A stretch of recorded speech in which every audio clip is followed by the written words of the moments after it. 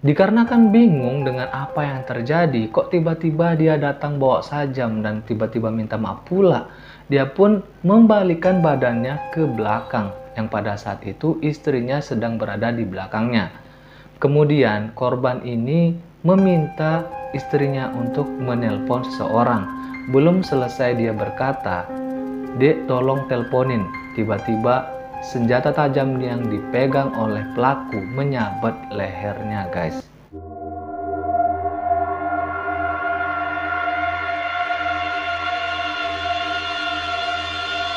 Assalamualaikum warahmatullahi wabarakatuh. Selamat datang kembali di channel Alan Sony 12 dan terima kasih sudah berkunjung ke video ini, guys.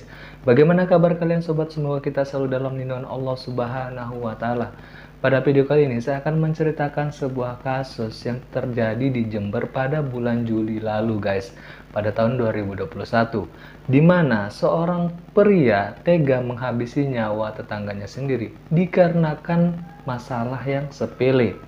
Ya, pria tersebut tega menghabisi nyawa tetangganya sendiri dikarenakan terganggu dengan suara batuk tetangganya, guys. Nah, bagaimana kisah lengkapnya? Yuk tonton terus video ini dan jangan lupa teman-teman, jangan lupa dukung terus channel ini dengan cara klik subscribe dan tekan notifikasi lonceng supaya teman-teman tidak ketinggalan video-video menarik dari saya. Oke guys, nggak usah basa-basi, nggak usah lama-lama intronya. Yuk kita bahas-bahas.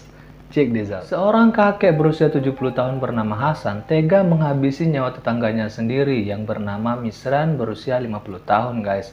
Nah, kejadian itu dipicu oleh hal yang sangat sepele, guys, di mana sang pelaku tersinggung dengan suara batuk tetangganya ini, guys.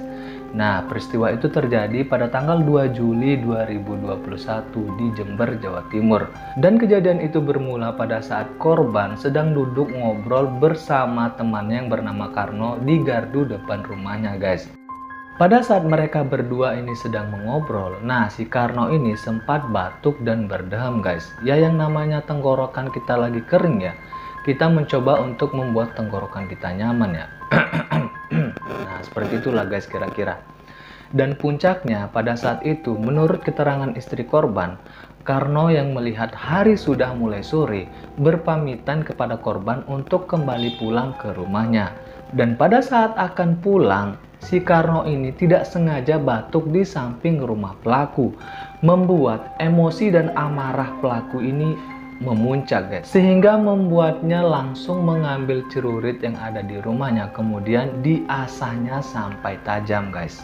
Dan pada saat ia menghampiri rumah korban, pada saat itu Karno sudah pulang ke rumahnya, guys. Nah, namun sebelum pelaku ini menyabet leher korban, ia sempat melontarkan kata-kata permintaan maaf kepada korban. Nah, korban yang kebingungan akan hal tersebut menanyakan kepada pelaku kenapa dia membawa sajam dan tiba-tiba meminta maaf kepadanya. Namun sang pelaku tetap berkata, "Saya meminta maaf." Nah, dikarenakan bingung dengan apa yang terjadi, kok tiba-tiba dia datang bawa sajam dan tiba-tiba minta maaf pula. Dia pun membalikkan badannya ke belakang, yang pada saat itu istrinya sedang berada di belakangnya. Kemudian korban ini meminta istrinya untuk menelpon seseorang. Belum selesai dia berkata, "Dek, tolong teleponin." Tiba-tiba senjata tajam yang dipegang oleh pelaku menyabet lehernya, guys. Misran pun tumbang dengan bersimbah darah. Sontak kejadian tersebut membuat geger warga kampung, guys. Sempat korban ini dibawa ke puskesmas terdekat, namun naasnya nyawanya tidak bisa tertolong, guys. Jadi peristiwa tersebut ialah peristiwa salah sasaran, guys, salah paham lah. Dan akhirnya tak lama setelah itu pelaku berhasil diamankan oleh kepolisian setempat, guys. Dan setelah dilakukan penyelidikan dan pemeriksaan lebih lanjut terhadap pelaku, ternyata diketahui motif pelaku melakukan hal keji tersebut dikarenakan tersinggung dengan suara batuk dari korban. Padahal yang dia tidak ketahui adalah yang batuk kan Karno, bukan Misran.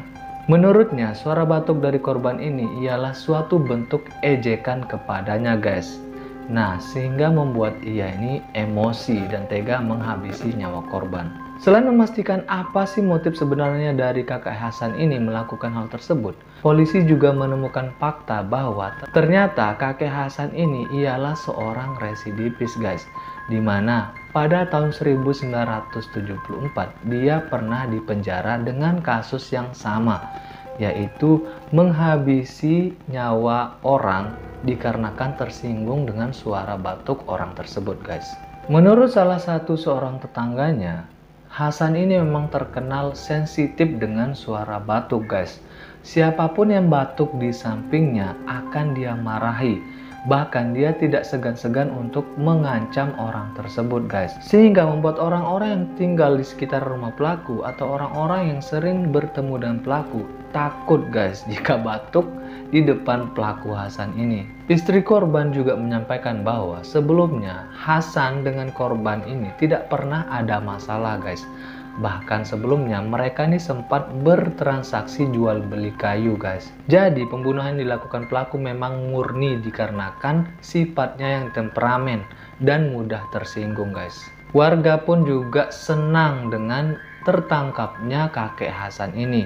Mereka bisa lebih tenang menjalani hidup mereka guys. Wah, gak kebayang kalau saya tinggal di lingkungan tersebut guys, dikarenakan saya ini kan sering batuk. Nah, salah satu psikolog dari Universitas Jember bernama RD Istiaji mengatakan bahwa mungkin si pelaku ini sempat mengalami hal yang membuat dia trauma guys. Dan hal tersebut diperparah dengan sikap pelaku yang sangat tertutup guys, sehingga membuatnya mudah tersinggung. Dan kini kakek Hasan harus menjalani sisa hidupnya di balik jeruji besi ya guys. Ya mau gimana lagi guys, perbuatannya harus dipertanggungjawabkan.